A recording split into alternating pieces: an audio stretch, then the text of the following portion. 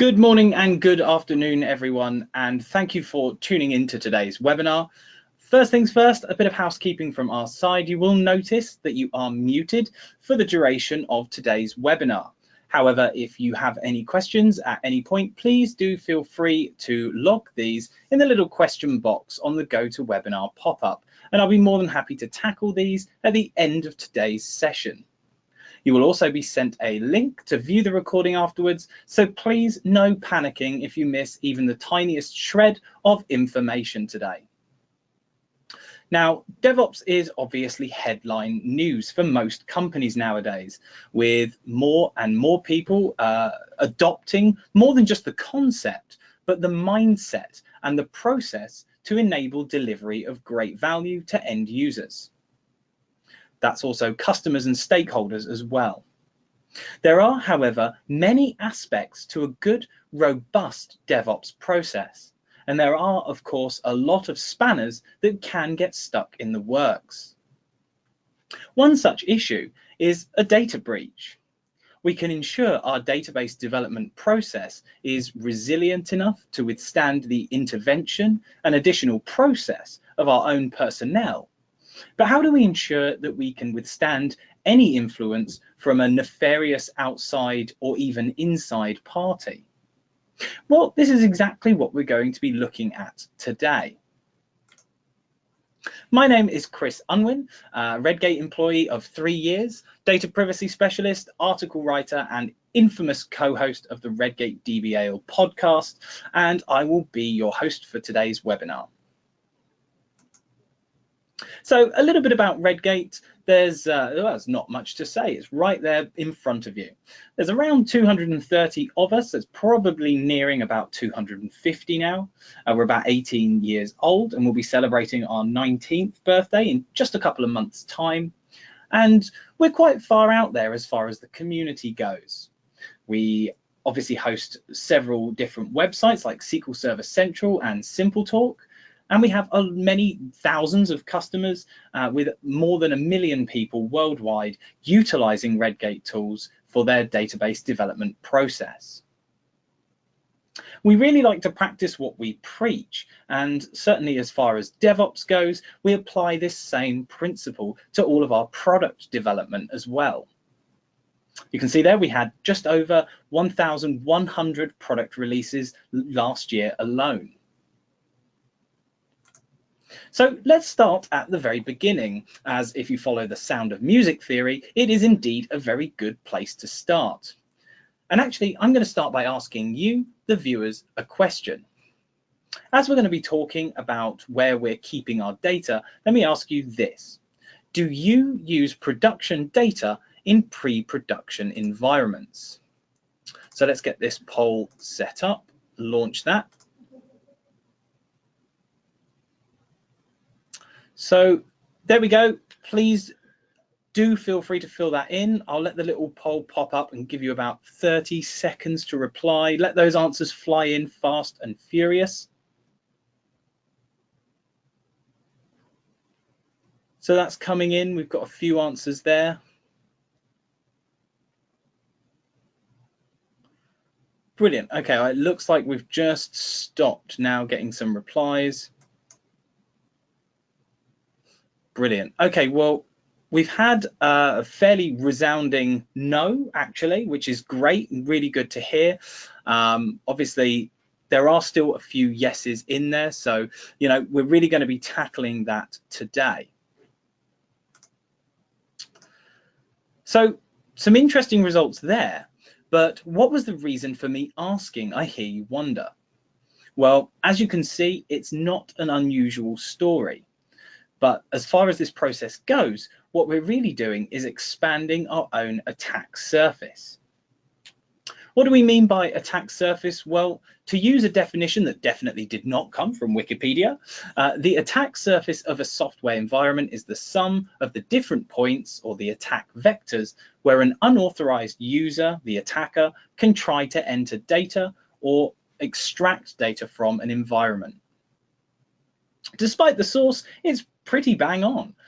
Following Karim Vellani's definitions, an organization's data is an asset which we want to protect at any costs. The crown jewels, essentially, that we need locked up in the Tower of London with armed guards. But where we have an intersection with a threat, i.e. an internal or external force that wants to gain that asset, and ultimately a vulnerability that can be exploited for them to do so, then we end up with the one thing that we definitely want to avoid, and that is risk. Now, obviously, the larger or more numerous the assets, the chances of risk expands. Imagine you're playing capture the flag, but instead of just one handheld flag you can easily protect from the opposing team, you have about 50 flags of varying sizes dotted around the countryside, and some of them you don't even know exist. Well, that makes things a tad more difficult. Now, if we apply the same analogy to data, this is essentially what copying production data into multiple environments does. We don't always necessarily know where it rests. We can't always be sure of the nature of this data. And of course, if we are dealing with sensitive or personally identifiable or protected health information, then we have a responsibility to the data subjects to whom the data belongs. And we have a responsibility to them to protect it, and not just because various laws tell us so. But to protect it, we need to stop duplicating it into so many places that perhaps don't share the same level of security as our production environment does. Sadly, though, data breaches do continue to plague every industry, and that puts companies' assets and reputations at risk. Most recently, 2 additional data breaches have drawn the public eye. The first of these, and potentially the most shocking, is the Florida-based marketing and data aggregation firm Exactis, who suffered a leak which exposed nearly 2 terabytes of comprehensive data, or in real terms, 340 million US adults and businesses. This in itself was indeed the direct result of inadequate database protection. The second example, of course, being the Bank of Montreal and Simply Financial, who were threatened with a $1 million ransom for the combined 90,000 personal details of Canadians that a group of purportedly Russia-based hackers were able to steal. But where are these breaches coming from? How are they still happening?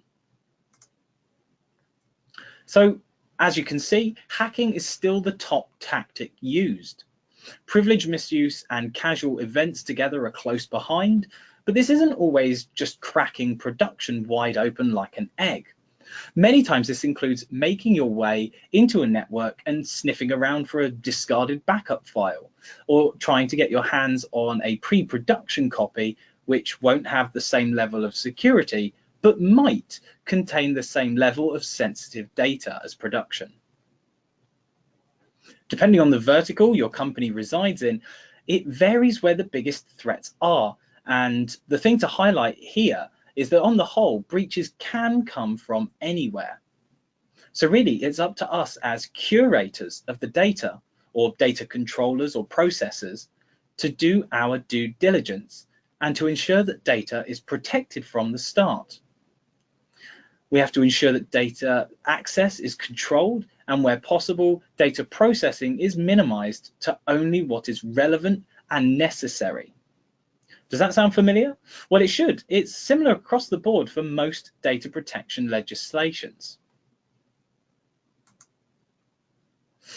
But what impact can legislation have on companies? Well, it's right before you. Fines and prison sentences can easily be levied for breaching the controls in place to protect this information. There are so many pieces of legislation that can be enforced where personally identifiable information is concerned.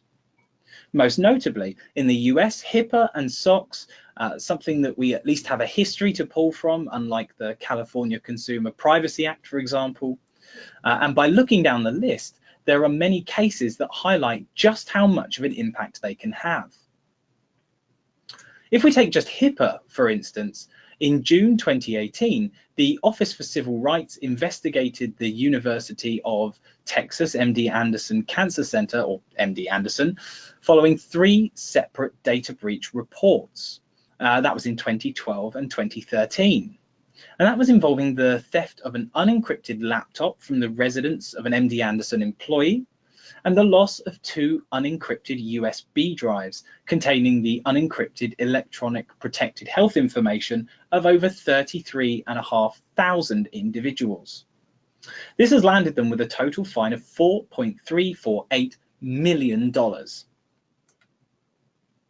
Now, from an attack surface perspective, OCR's investigation found that MD Anderson had written encryption policies going back as far as 2006. And that MD Anderson's own risk analysis had found that the lack of device-level encryption posed a high risk to the security of the electronic health information.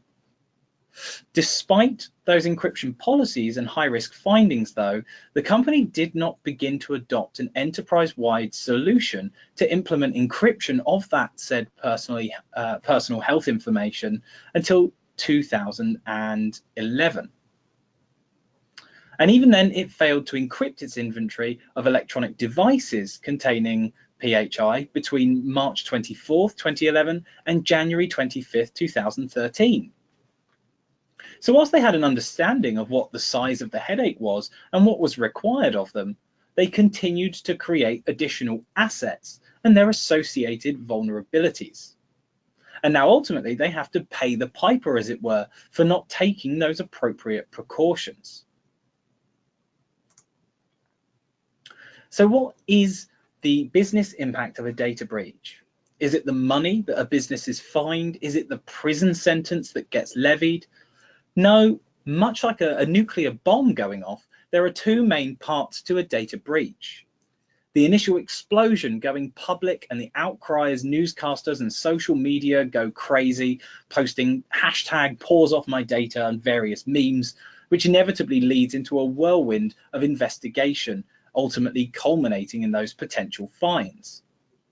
But it's the irradiating after effect, the fallout, that stays with the company and its customers for years and years, even after the fact. And this ultimately and potentially irreversibly damaging to the company image.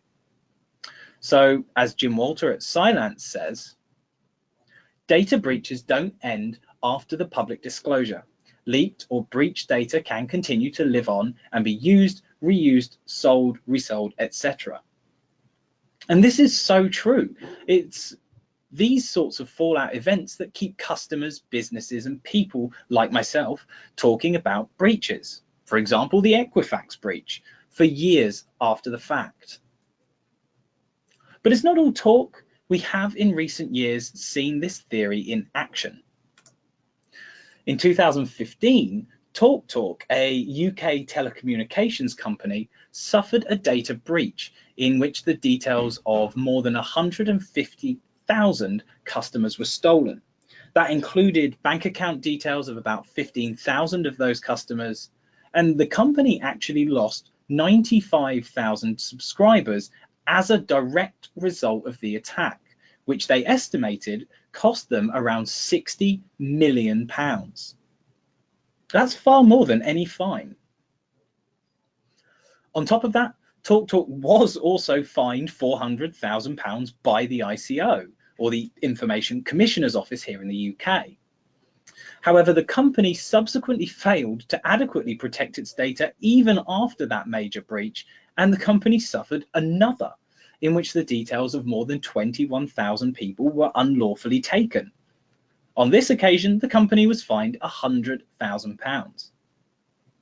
So £500,000 in fines, but a far higher cost in terms of customer trust.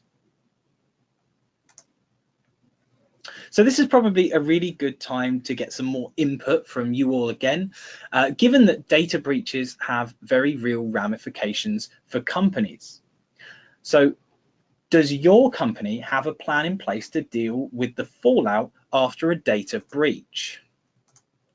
Let's launch this up now. So feel free to fill that in. Go ahead and let us know if you do have a plan in place to cope with that, or if you're not certain.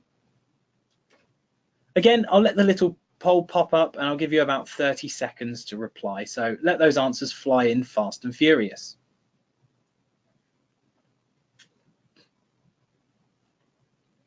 So a couple more coming in. Okay, I think we've probably reached our threshold there. Okay, cool. So let's close that down. Now, the result of that poll was an overwhelming 100%. I'm not sure. And that's a really interesting thing to not be sure about, because data breaches are a very real threat. And often we need to understand not only how we're protecting everything and what steps we're taking to avoid a data breach, but we do also need something in place to tell us how to deal with a data breach, how it's found, how it's declared, and what we do as a result of that.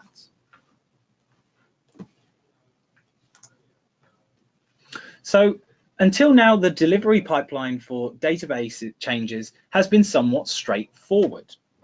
So we focus on taking changes made, tracking them, and understanding the impact and moving them up through a process of either manual deployments or ideally an automated continuous integration and deployment process. But this does assume that the only thing we are concerned with is delivering value and protection in one direction. The reality, of course, is that data is moving in all directions. The key then is not to consider production as the end goal or finish line in database development, as value and protection don't end here along with those desired changes. Rather, the key is to think more of production as the sun at the center of our universe, the key asset that forms part of a cyclical process and gives light to all of the inner workings of our database development. So when we put in place a loop now, we understand that data travels backwards as well as forwards, and indeed side to side.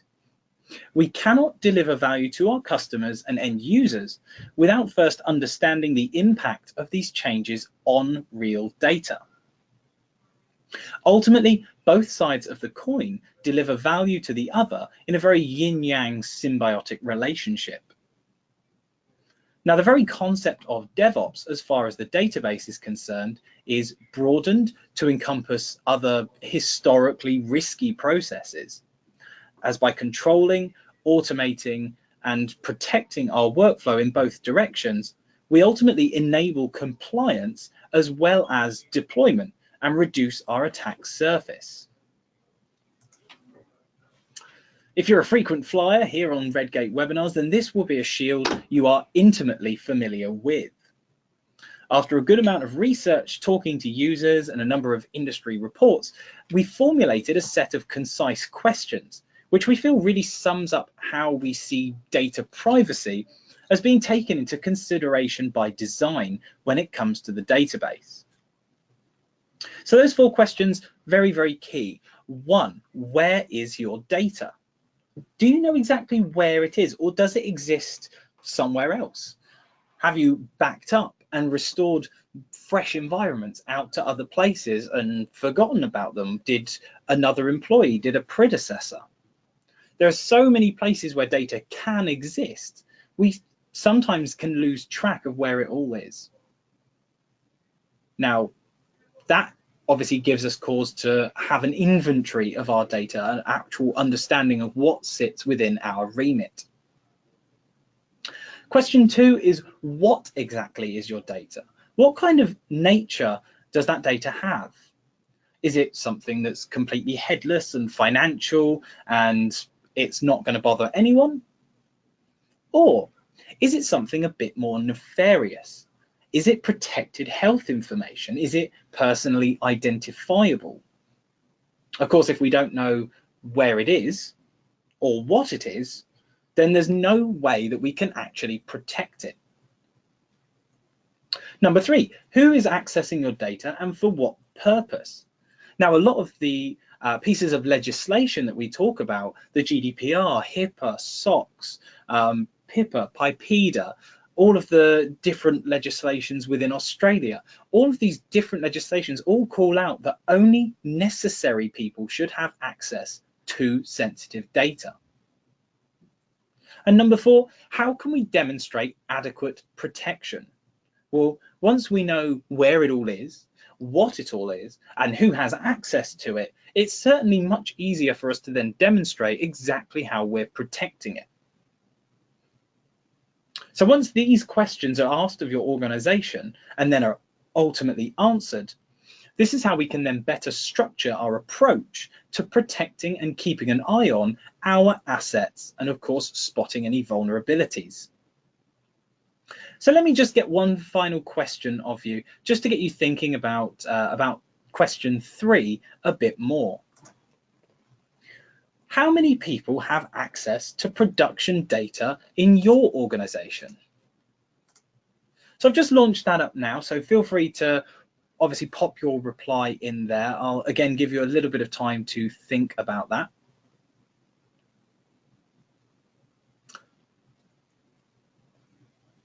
So we've got some responses coming through, just a couple.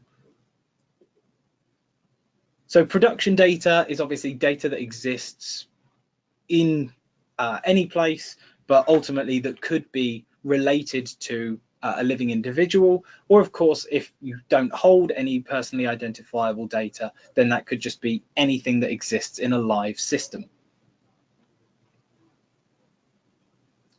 So I think we've had all of the responses that we're expecting there.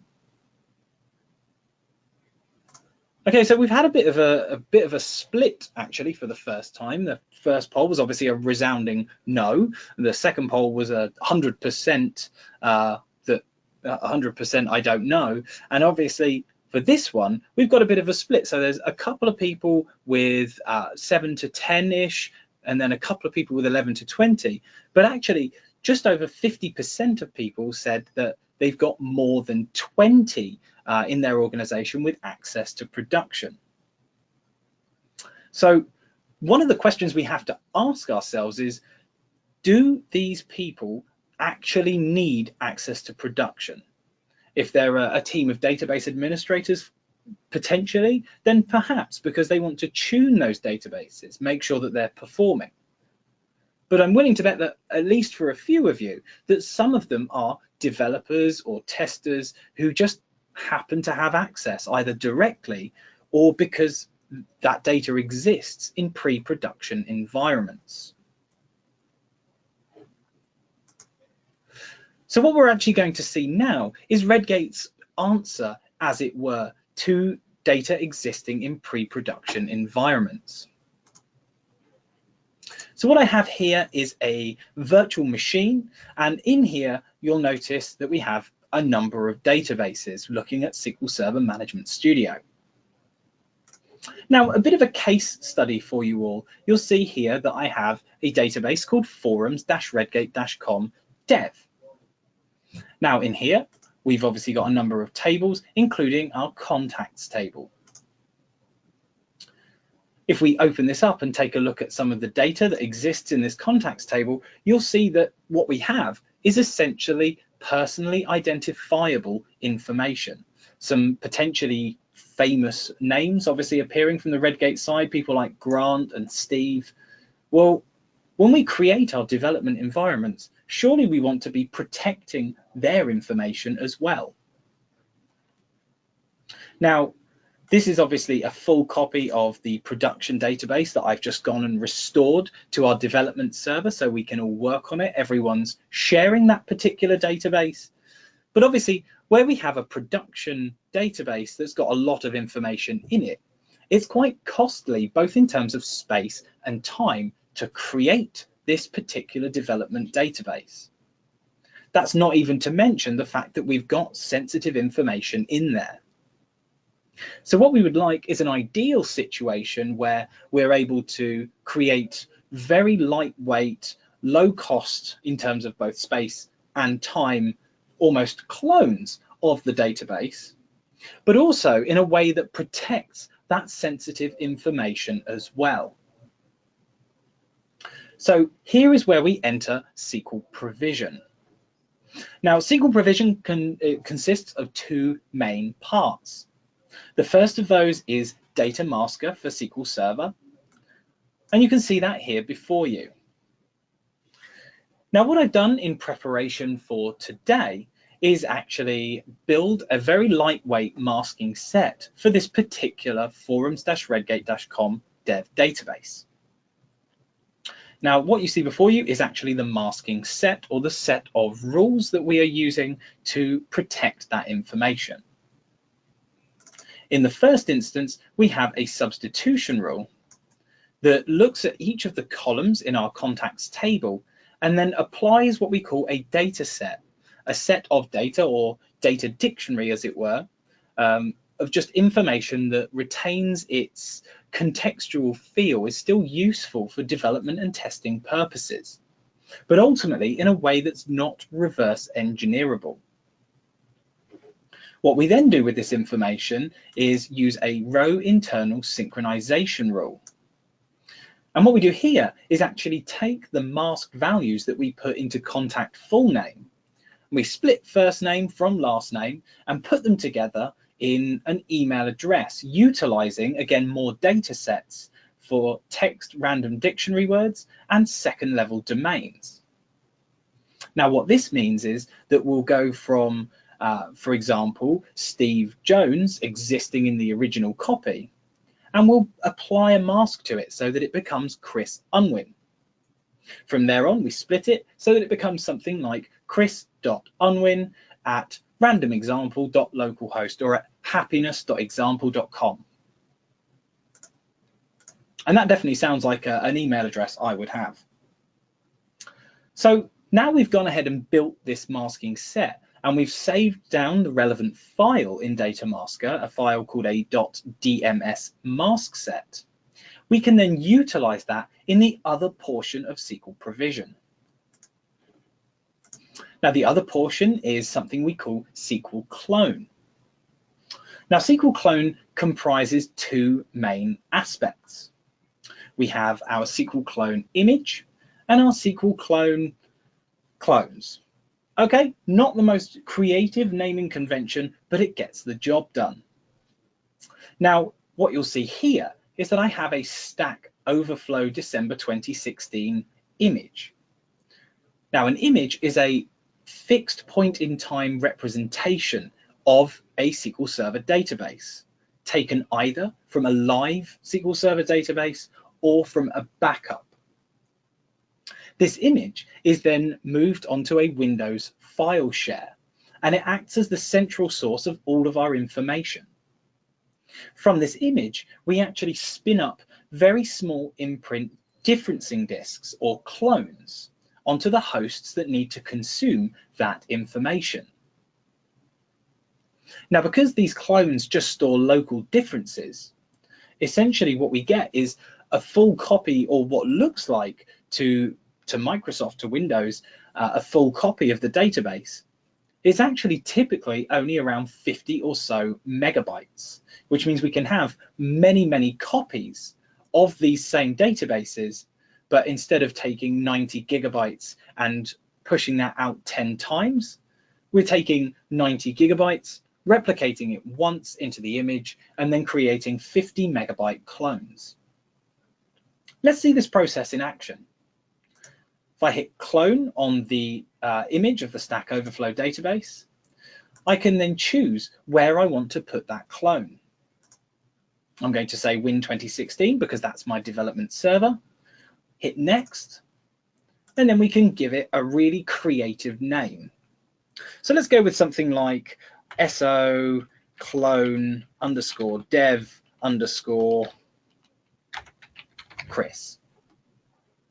We hit create clone, and again, because we're just creating an empty differencing disk to work from, and because there's going to be some very clever hash tabling going on in the background, it's created in just a few seconds. Now, from an audit perspective, actually tracking where all of our information is going, we can actually see on each of these images, on each of these clones, exactly where they're located. Who created them? I'm logged in as Redgate, so it's picked me up. And of course, when it was created, so we know exactly where all of our information is going. I can jump back into Management Studio, refresh those databases. And in here, you'll see we now have SO clone dev Chris. If I open this up and we take a look, we can see that although the clone itself is only about 50 megabytes or so in size, we have access to all 90 gigabytes of information. And that's being pulled from that image. Now I can work on this clone absolutely fine. There's no limitation to that clone, and I can get on with my development work. But there's one thing that we haven't actually considered. But Chris, I hear you ask, we've created this cut down database that we can work from. It's in seconds, it's taking up very little space, which is great. But how do we actually protect this information now as part of the process? Where does masking fit in? Well, fortunately, if we open up Clone and walk through the Create Image dialog, you'll see that we can go from a backup or a live SQL Server. I'm going to say SQL Server just for now. We can choose what instance we want to take from. So I'm going to go from the, let's say, the scary DBA production database. And it's at this point that we can apply modifications to our image. It gives us the option to drag and drop in both masking set files, that .dms mask set file that I alluded to earlier, and also SQL scripts. This is, for example, if we need to remove production level permissions and instead put in place dev or test users and permissions.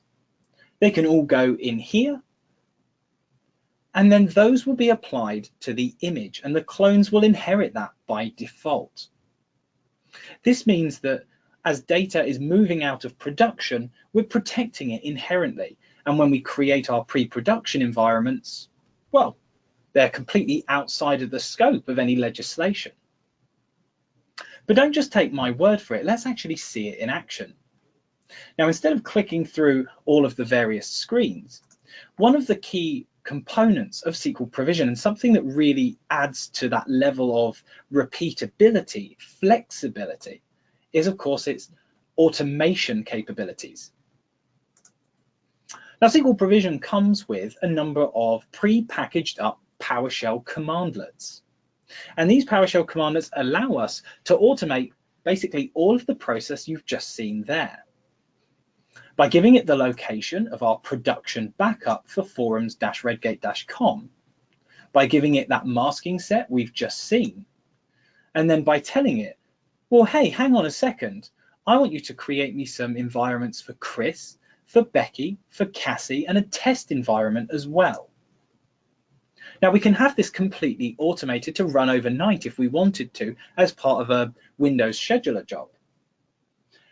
We could also have it maybe run as part of a CI/CD process. If we decide that all of a sudden we need to be able to deploy more easily to a copy of production to test if our deployment is going to work, then we could just call the PowerShell commandlets to spin up a fresh baseline in seconds, deploy to it, and check if it's going to work. For now, though, let's just hit play and see what happens. If I now jump over into SQL Clone, you can see that it's creating that disk image from the backup. It's going to temporarily carry out the restore. And what we're going to do is then run that masking set against it. There we are. Then what happens? The image is finalized, and now people can get access to that data. You'll see because we ran a masking script against it that we have a modified flag set. Now, each one of these clones is going to be spun up for us to work from. And you can see, again, they are low imprint. Now, just because forums-redgate.com isn't such a big database at 102 megabytes, doesn't really have any impact on us, because that could be 10.2 terabytes for all we know. The clones themselves will still be lovely and small and really quick to create. So again, we can see all of that auditing information. We can see exactly where things are located. And if I open up Management Studio and refresh those databases, you'll see that now instead of our less than desirable, personally identifiable information ridden forums-redgate-com dev environment, we actually have a number of new environments to work from, and indeed dedicated environments at that, sandboxes where we can safely make our changes and even link them to source control if we so wish.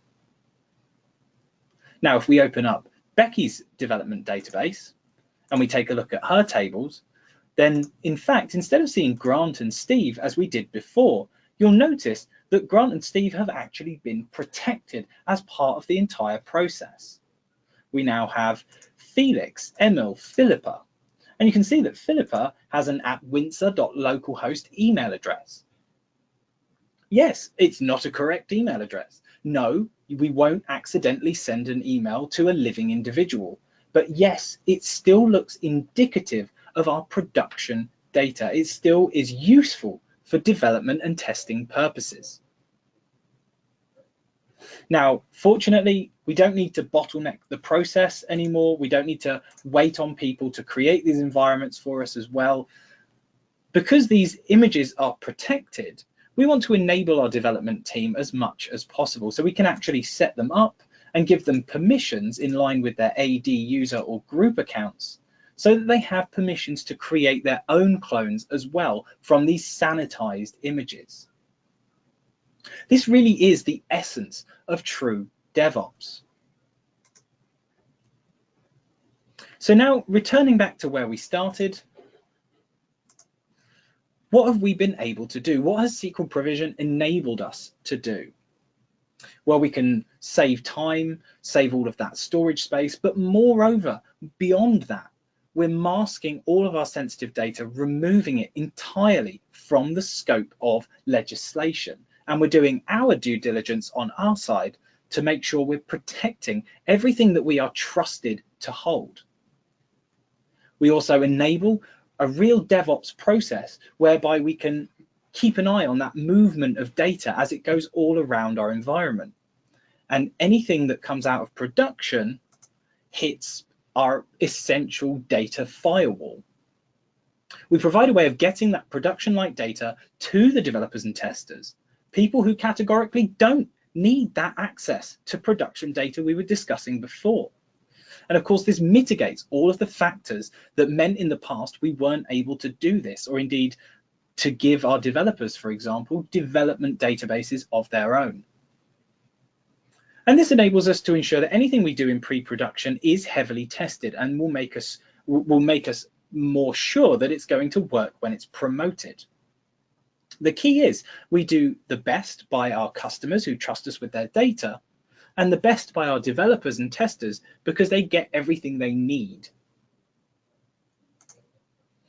So when there are fewer assets, to return to the previous analogy, when there are fewer assets for us to worry about, even if there are vulnerabilities that can be exploited to gain access to that data in pre-production, because we've anonymized it, there exists a much smaller risk to our customers. And this is alongside the added benefit to us as a company that we can quickly spin all of this up. So in summary, the benefits of what we've seen today, and indeed the benefits of asking yourself as a company those 4 key questions. Are we protecting our sensitive data for our customers? Are we mitigating those potential security threats? Do we encourage best practice? And are we ultimately reducing our own costs as a company by reducing the impact on disk space and time? And are we accelerating our data delivery? So what is the best way to ensure compliance and protection of your customers' data? I would like to say it's as simple as making the target smaller. And in some senses, that is true. But it's how you go about making the target smaller. It's how you ask your questions and how you approach those 4 key principles we've discussed today. And hopefully this will aid you in keeping your database development process as up to date and as compliant as possible.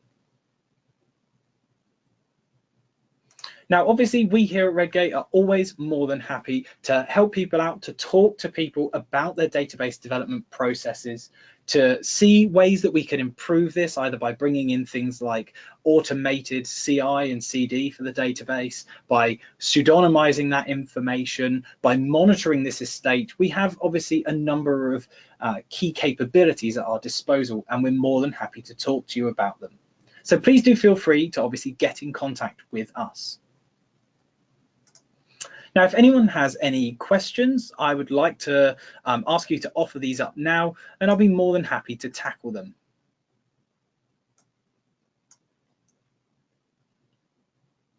So we've already had one question come in, and that question is, so are you saying that it would be advantageous for us to have something like an Excel sheet where we keep all of our SQL Server instances, databases, tables, and columns? That seems like a bit of an overhead. Well, yes, it is a bit of an overhead, absolutely, but having a data catalog essentially is the key to understanding and deriving context from there to better inform our provisioning process and indeed our DevOps process. When we understand exactly what we have, i.e. being able to look it up simply to see what kind of classification it has, then we can move from there to building our masking sets and ensuring that when we do provision these database copies, that they are as secure as possible.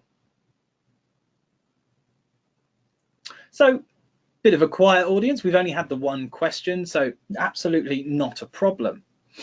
But before I let you guys escape out to enjoy the rest of your day, let me just say that we have the SQL in the City Summit and streamed events coming up. So we're hosting 3 exclusive SQL in the City Summits in New York, London, and Chicago this October to help support senior data professionals deliver value quicker whilst keeping that data safe. You'll hear from industry experts as they discuss the challenges of DevOps adoption and share their experiences of how to successfully implement database DevOps across an IT team. The sessions are for C-level executives, directors, managers, senior database professionals, architects, and engineers who work on the Microsoft Data Platform.